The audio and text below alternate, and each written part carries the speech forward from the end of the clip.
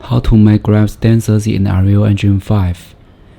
And now I open the foliage and drag the grass into here.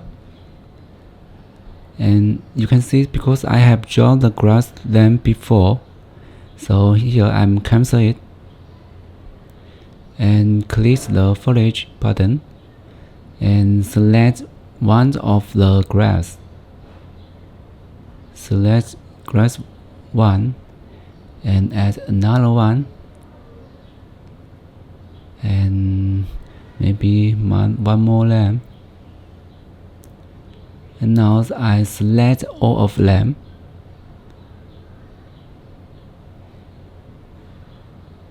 and select the pane and change the brush size and the intensity.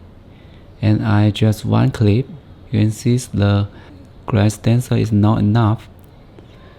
So the next I select all of them and intensity. You can see I can change the number, maybe 1000. Okay, so I select paint again and click it. Yeah, you can see it.